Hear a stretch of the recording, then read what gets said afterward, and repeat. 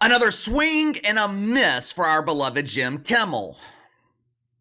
Maybe my expectations were too high. Maybe it's my fault for expecting too much from Jim Kimmel. I mean, God forbid I watch his highly anticipated return to late night television. I watch his highly anticipated response to the over-exaggerated drama that he created with Aaron Rodgers. God forbid I go into this situation expecting a so-called late night comedian like Jim Kimmel to actually be comedic. For a real late night comedian, you could not have asked for a better setup.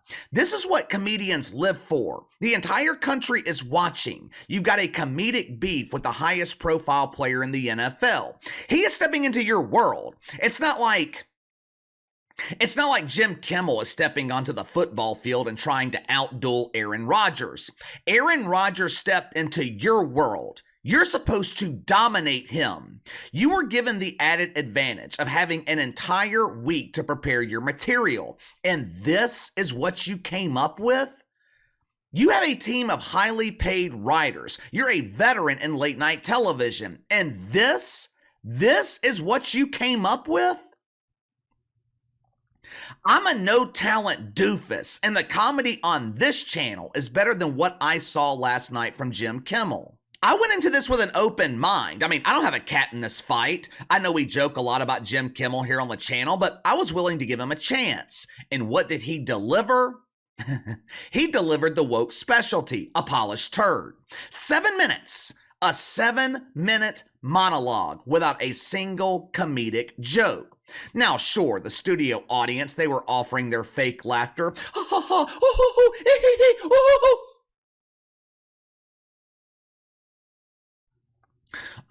What the fuck are you laughing at? This wasn't funny. I laughed harder when I heard that Lizzo's New Year's resolution was to go on a diet. I laughed harder when Meg Rapinoe booted a penalty kick 10 rows deep. Last night, Jim Kimmel made his triumphant return to late night television. Past couple of weeks, he was enjoying his annual holiday sabbatical. Now, normally during the holiday season, Jim enjoys a nice vacation with his partner in the butt bongo band, Howie Stern. Unfortunately, though, their holiday plans this year were ruined. Howie was so apprehensive about catching the COVID, he invited Aunt Fauci down to his Florida estate, demanded to be boosted every day for 2 weeks. What was the end result?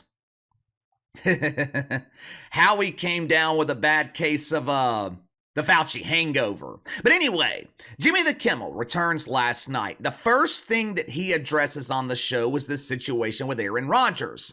Now, just in case someone watching me doesn't know, Aaron Rodgers made his weekly appearance last week with Pat McAfee, made a joke about Jim Kimmel on the show. He claimed that Jim was worried about the release of the list of Epstein. Now, 99% of the population took this for what it was, a future Hall of Fame quarterback attempting to be funny. No one took this seriously, and if you did, that is a you problem.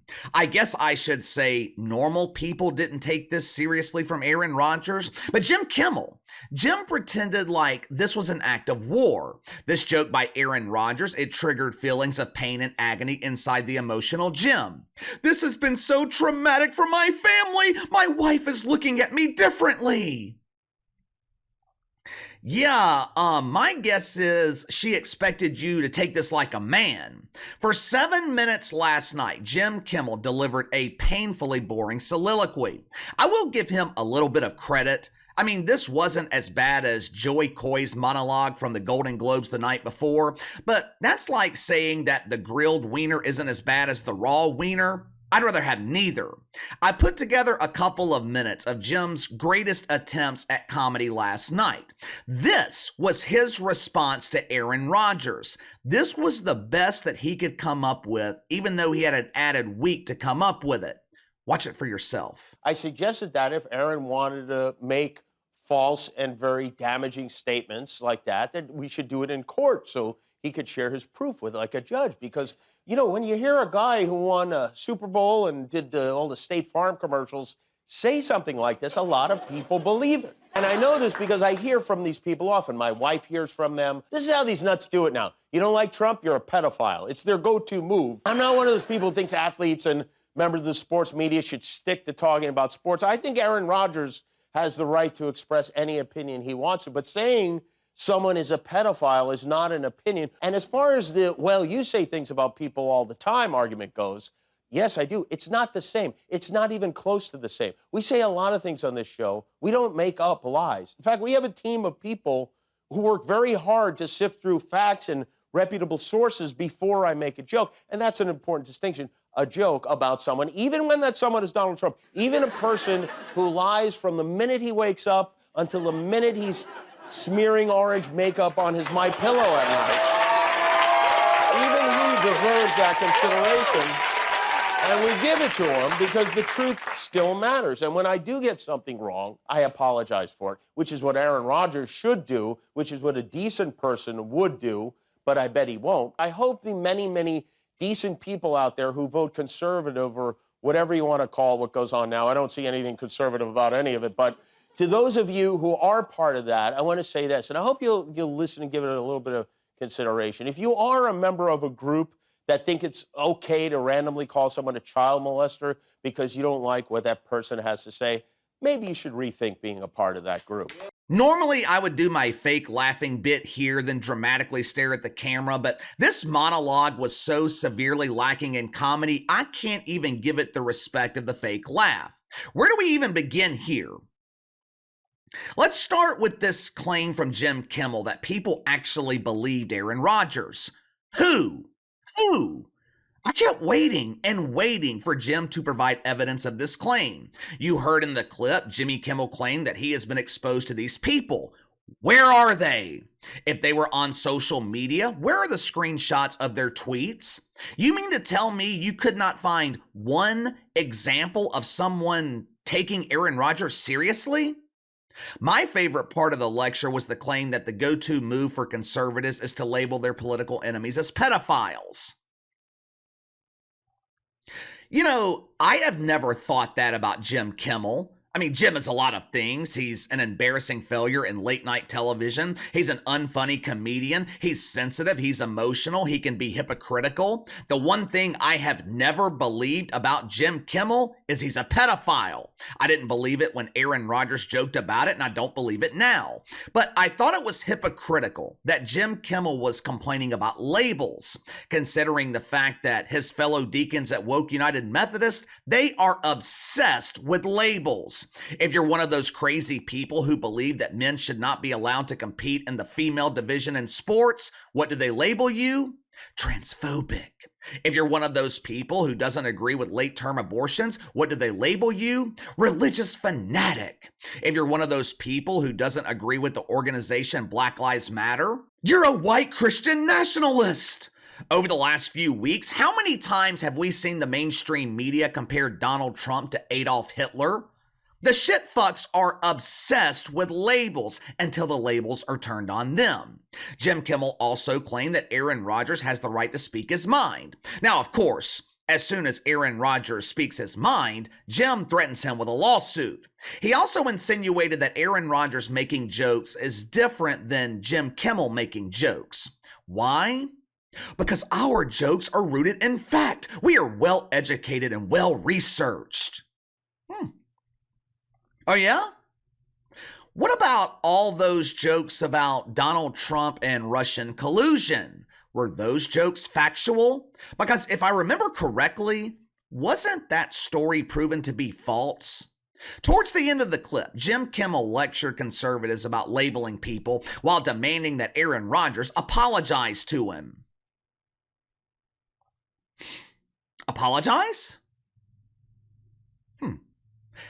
How about we make a deal with Jim Kimmel? Since you want Aaron Rodgers to apologize for making a joke that was not based in fact, obviously it wasn't based in fact, which by the way, most jokes aren't. It's kind of understood in the world of comedy that comedians exaggerate the truth. But since Jim wants to be literal here, since Jim wants Aaron Rodgers to apologize to him for making a joke that was not based in fact, how about we demand that Jim Kimmel apologize to the Trumper for making jokes about him that were not based in fact?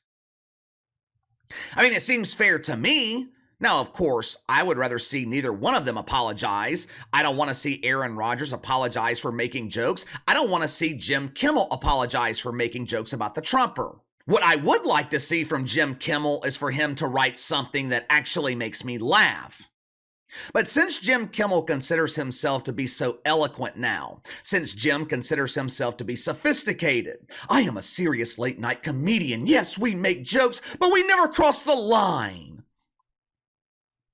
Since Jim wants to lecture conservatives, since he wants to lecture us normal people on what's considered to be appropriate behavior, I found some old footage of Jim Kimmel. Now, these clips are from the 90s, early 2000s. Obviously, these were filmed before Jim became a deacon at Woke United Methodist. These were filmed before Jim Kimmel was restricted by the woke commandments. But I want you to pay close attention to the last clip in this compilation. Watch it for yourself. Feel around on the outside of the pants. You have 10 seconds to then guess what is in my pants. You should use two hands. Two hands. You've done this before, haven't you? Maybe it would be easier if you put your mouth on it. How old are you? 18. Okay, good. You sure of that? Because Uncle Jimmy doesn't need to do time. Huh, that's rather interesting. You see, with deacons like Jim Kimmel, it's always rules for thee, not for me. It's okay for Jim to make jokes. It's okay for Jim to exaggerate the truth in a failed attempt to be comedic. And I'm being serious when I say that. It is okay, it's acceptable. But it's also okay for someone else to do the same at his expense. The problem is, Jim doesn't see it that way.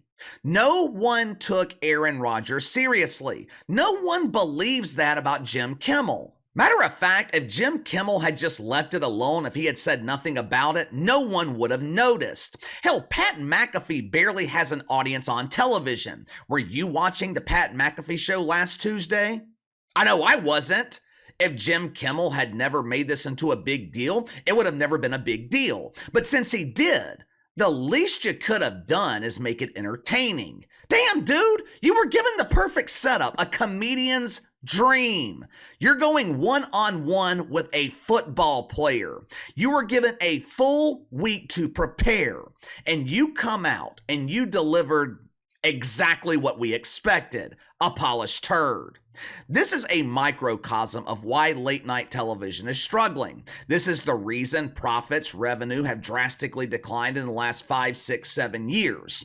There is no longer anything comedic about late night comedy. But give me your thoughts on this. Jim Kimmel had a full week to prepare his response to Aaron Rodgers, and that's what he came up with. It can only be described as disappointing, but I guess you could say it was also expected. Do you think Aaron Rodgers crossed the line, or is Jim Kimmel making a big deal about nothing? Let me know. Sound off in the comments below. Like, subscribe, share the video. I appreciate your support. Best way to contact me is by email at btlkc84@gmail.com, KC_BTL84 on Twitter. I'll see you guys later.